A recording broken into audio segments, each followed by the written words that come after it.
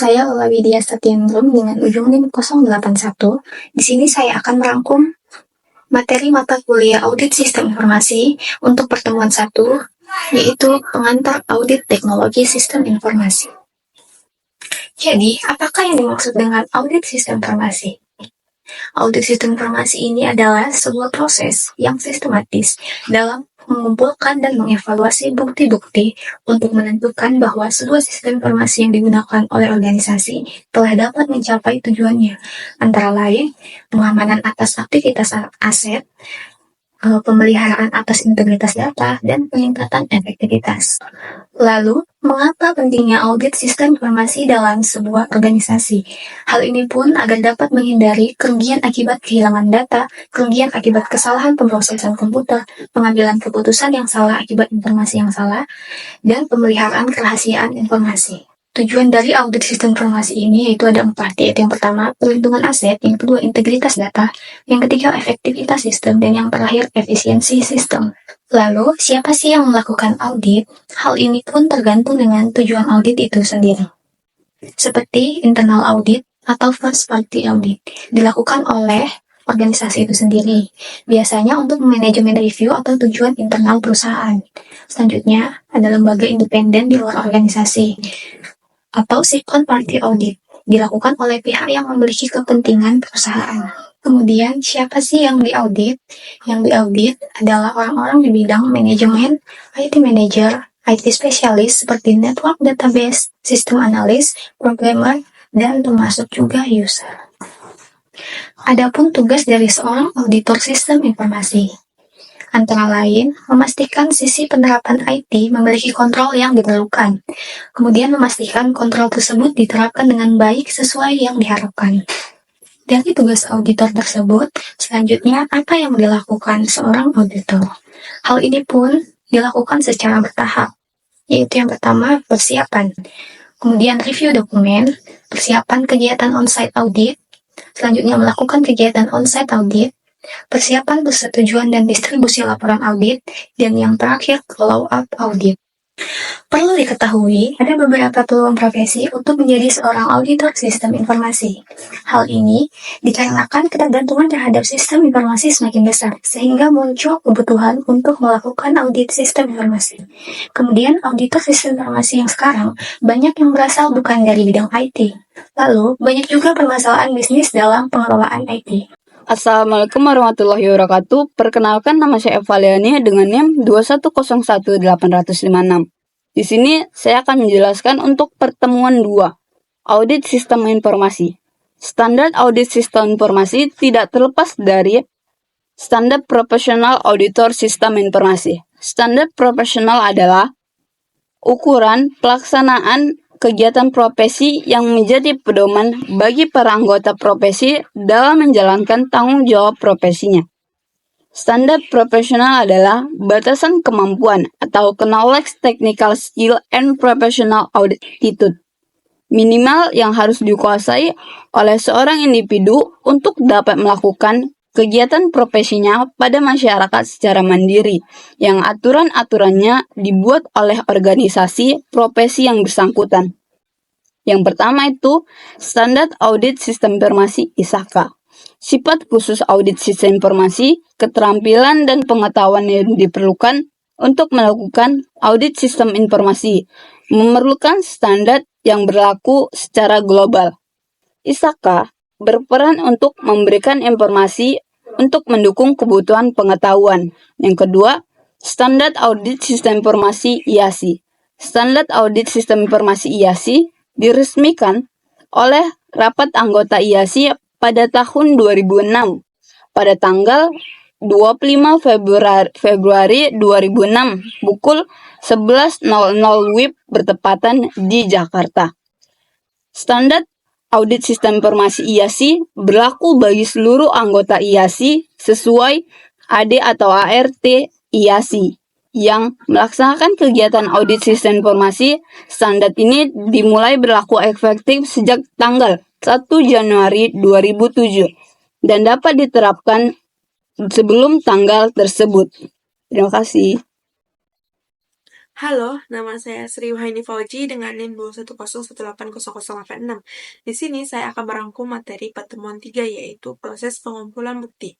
Proses audit itu secara garis besar ada 4, yakni ada perencanaan atau planning, ada pengumpulan bukti audit atau collecting evidence, evaluasi bukti audit atau evaluating evidence, dan penyajian hasil audit atau klasifikasi atau communicating audit results. Tujuan perencanaan audit untuk menentukan mengapa, bagaimana, kapan, siapa, dan lingkup audit. Perencanaan audit sendiri dilakukan agar kegiatan audit berfokus pada area-area yang memiliki faktor-faktor risiko tertinggi. Adapun beberapa tata cara pengumpulan bukti audit, yaitu ada observasi, review dokumentasi, diskusi, kuesioner, pemeriksaan fisik, perhitungan ulang, konfirmasi informasi, vouching atau memeriksa transaksi atau perhitungan dengan dokumen pendukungnya, dan analisis prosedur. Auditor mengevaluasi bukti audit untuk mendukung kesimpulan audit, dengan melakukan prosedur tambahan jika diperlukan. Audit mempersiapkan laporan tertulis yang berisi ringkasan dari penemuan hasil audit, rekomendasi audit, referensi bukti pendukung dalam working paper, dan penetapan tanggal remediasi. Laporan hasil audit disajikan kepada manajemen, komite audit, BOD, dan pihak lain yang terkait. Audit selanjutnya memastikan bahwa rekomendasi telah diimplementasikan. Audit sistem informasi menggunakan CATS, dan auditor dapat menggunakan berbagai perangkat lunak seperti Power Mapper, Project Analyzer versi 10, atau Test Complete 8 untuk tugas audit yang sesuai. CATS memberikan manfaat dalam menilai kualitas sistem pengendalian internal atau SPI pada sistem yang digunakan, memahami cara sistem software dapat merusak pengendalian komputer, mengumpulkan bukti tentang kualitas sistem aplikasi termasuk utility program, dan mendukung uji kontrol internal serta uji substantif. Pendekatan pelaksanaan terdiri dari 2 bagian, yaitu pengujian aplikasi melalui tes data, Integrated Test Facility atau ITF, dan Parallel Simulation atau PS, serta pengujian Generalized atau GAS. Webmetric adalah alat untuk mengaudit website yang dapat mengukur waktu download, waktu transaksi, dan ketersediaan situs web. Assalamualaikum warahmatullahi wabarakatuh. Saya Mutia Arifah dengan NIM 2101864. Di sini saya akan menjelaskan PPT pertemuan keempat mata kuliah Audit Sistem Informasi tentang konsep dasar sistem informasi.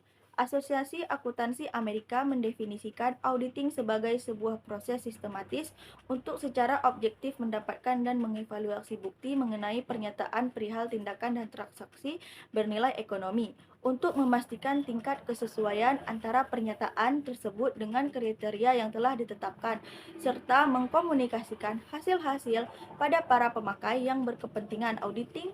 Auditing membutuhkan pendekatan langkah per langkah yang dibentuk dengan perencanaan politik serta pemilihan dan pelaksanaan teknik yang tepat dengan hati-hati. Keterlibatan audit yaitu mengumpulkan dan meninjau dan mendokumentasikan bukti audit. Standar-standar audit internal berdasarkan According Institute of Internal Auditors. Tujuan dari audit internal adalah untuk mengevaluasi kecukupan dan efektivitas sistem pengendalian internal pada perusahaan, juga menetapkan keluaran dari pelaksanaan tanggung jawab yang benar-benar dilakukan. Jenis-jenis kegiatan audit internal yaitu audit keuangan, audit sistem informasi, dan audit operasional atau manajemen. Audit keuangan memeriksa keandalan dan integritas catatan akuntansi, baik informasi keuangan dan operasional. Audit sistem informasi melakukan tinjauan atas pengendalian SIA untuk menilai kesesuaian dengan kebijakan dan prosedur pengendalian, serta efektivitas dalam menjaga aset perusahaan. Audit operasional atau manajemen berkaitan dengan penggunaan cara ekonomis dan efisiensi sumber daya serta pencapaian sasaran dan tujuan yang telah ditetapkan. Tinjauan menyeluruh proses audit. Seluruh audit menggunakan urutan kegiatan yang hampir sama hingga dapat dibagi ke dalam 4 langkah, yaitu merencanakan audit, mengumpulkan bukti audit, mengevaluasi bukti audit, dan mengkomunikasikan hasil audit. Tujuan audit adalah untuk meninjau dan mengevaluasi pengendalian internal yang melindungi sistem tersebut. Pendekatan audit berdasarkan risiko. Fungsi umum software audit komputer adalah pengformatan ulang, memanipulasi file, perhitungan pemilihan, analisis data, data pemrosesan file, statistik, pembuatan laporan audit. Audit operasional atas suatu CA berbagai teknik dan prosedur yang digunakan dalam audit operasional hampir sama dengan diserahkan dalam audit sistem informasi dan keuangan. Perbedaan utamanya adalah bahwa lingkup audit sistem informasi dibatasi pada pengendalian internal, sementara lingkup audit keuangan dibatasi pada output sistem. Sebaliknya, lingkup audit operasional diperluas melintasi seluruh aspek manajemen sistem informasi. Assalamualaikum warahmatullahi wabarakatuh. Perkenalkan, saya Wulandari dengan NIM 2101800083. Di sini saya akan menjelaskan PowerPoint pertemuan 5, yaitu penggolongan audit sistem informasi. Audit sistem informasi dalam rangka audit laporan keuangan. Untuk menilai apakah laporan keuangan yang dihasilkan oleh sistem informasi akuntansi tersebut sesuai dengan standar akuntansi keuangan. Tujuannya adalah untuk menilai apakah pengelolaan sistem informasi pada suatu organisasi berjalan secara efektif, efisien, dan ekonomis. Akuntansi beregister atau auditor eksternal, auditor internal, dan mungkin auditor eksternal. Standar profesional akuntansi publik. Standar investasi yang dikeluarkan organisasi profesi. Commit of Sponsoring Organization. Control Objective for Information and Related Technology. Penggolongan audit sistem informasi. 1. Audit laporan keuangan. 2. Audit sistem informasi sebagai kegiatan tersendiri yang terpisah dari audit keuangan. Persamaan audit konvensional dengan audit sistem informasi. 1. Definisi. Proses pengumpulan dan penilaian bukti guna menentukan dan melaporkan kesesuaian kriterianya. 2. Auditor.